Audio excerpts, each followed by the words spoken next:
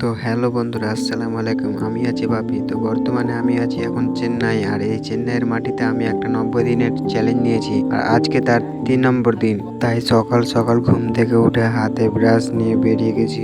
কই যে ভাই, হাতে তো ব্রাশ নাই, মুখে ব্রাশ, তার উপরে মাথায় গামছা।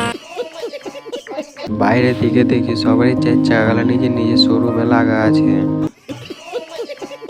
তাই দেরি না করে আমি পানি নিয়ে চলে এলাম মুখ হাত ধুতে। মুখ হাত ধুয়ে টুয়ে আমি আবার চা খাওয়ার দিকে দোকানের দিকে চলে গেলাম। এদিকে আমার মামা দেখি হাঁটছে আমার সাথে। দোকানে গিয়ে একটা চা একটা বিস্কুট সঙ্গে সঙ্গে খেয়ে নিলাম।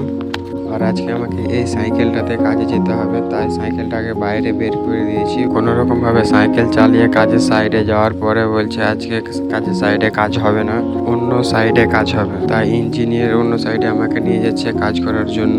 তো ঠিক মতন আমি সাইকেলই চালাতে পারি না, আর চেন্নাইয়ে মেয়ে ছেলে লেবার যে ভাই মোটর সাইকেল চালাইছে, তাও আবার মিস্ত্রিকে নিয়ে, আর তাড়াতাড়ি করে কাজের সাইডে পৌঁছে গেছি। কাজের সাইডে আসার সঙ্গে সঙ্গে আমাকে বলছে আজকে ঢালাই হবে, তাই দেরি না করে তাড়াতাড়ি মশলা মাখিয়ে নিতে। আর আমাদের ঢালাই করতে করতে প্রায় বিকেল হয়ে যায়। একটা না ঢালাই করার জন্য আজকে খাবারও খাইনি। তাই ইঞ্জিনিয়ার বললো তাড়াতাড়ি করে ঢালাই করে নে, আমি তোদের জন্য বিরিয়ানি আনছি। অর্ধেক ঢালাই হয়ে যাওয়ার পরে দেখি ইঞ্জিনিয়ার আমাদের জন্য বিরিয়ানি এনেছে। তাই দেরি না করে আমি তাড়াহুড়ো করে বিরিয়ানি খেতে শুরু করে দিয়েছি। খাওয়া দাওয়া শেষ হয়ে যাওয়ার পরে আবারও ঢালাইয়ের কাজে লেগে যাই। আর মাত্র অল্প কিছুটা ঢালাই আছে, ঢালাইটা করতে করতে সন্ধ্যা হয়ে যায়। তাই কাজের সাইডের পাশে একটা পার্ক আছে, সেই পার্কে সব যন্ত্রগুলো রেখে দিলাম।